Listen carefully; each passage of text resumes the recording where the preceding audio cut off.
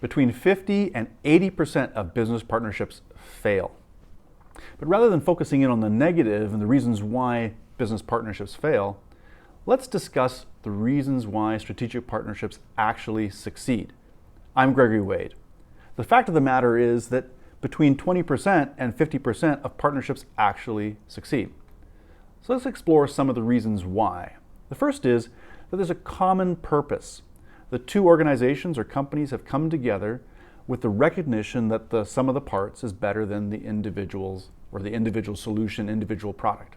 They also believe that there's an opportunity to expand into new markets, new geographies, increase revenue, perhaps even complement each other's products and services with a more enhanced offering into the marketplace.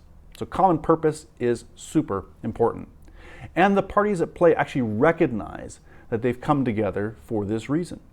It's not just a piece of paper that they're after, i.e. a marketing relationship or some sort of sales relationship. They're actually after an end game that's meaningful to them.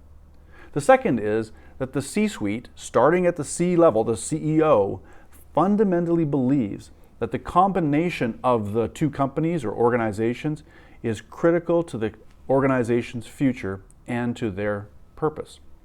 They recognize that the other player, the other partner in the relationship, brings certain values and certain benefits to the table. The C-suite from both organizations recognizes that they are equals, even if we're talking about a small to mid-range company that's interacting with a much larger conglomerate, a much larger organization. It's that C-level guidance and direction that's also super important to the success of a strategic partnership. The third most important component as well is that the negotiating team is empowered. So when I say team, we're talking about both sides of the table. They're empowered to get to a point where there's an agreement in place that both companies feel great about and believe is going to help propel them to meet that common purpose and those common objectives. At the same time, it's also understood that the go-live team and the in-life organizations, again from both sides, are there to ensure that they are cooperating, that they are coordinating, and there's, again, that focus in on the common purpose and common objective. They've actually kind of put aside their potential differences and recognize that, again, they're better as a team as a whole than they are if they were going about this on their own. Number 4, and I think this is also really important, is that there's good, sound communication. Now, I know most of you will be saying, well, yeah, no doubt communication's key, but communication then leads to a certain level of camaraderie.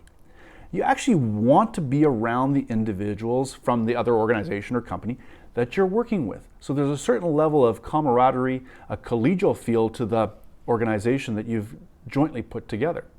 I can tell you, just as an example, in my experience, the establishment of a relationship with Nextel back in the mid-2000s was probably one of the best strategic partnerships I've ever been a part of. And a big part of that was because of communication and a certain level of amazing camaraderie.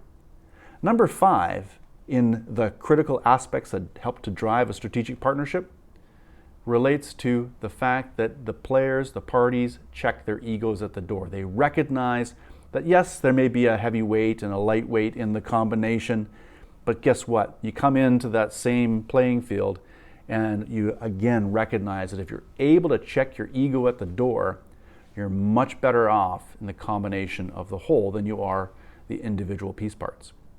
So it's that last component, checking the ego at the door, that underlines just how important the C-level suite sees the relationship, how the in-life team sees the relationship, and it sets the tone from a culture perspective around what you're looking to be able to accomplish, and that's the common purpose and those common sets of objectives. So I'd love to hear from you in terms of your experiences and the key elements that go into establishing a strong strategic partnership. I've had 30 years of being able to do this and I've learned some amazing things, but I'd love to hear from you in terms of your experiences. Don't forget to comment, share, and like below. I'd love to hear from you.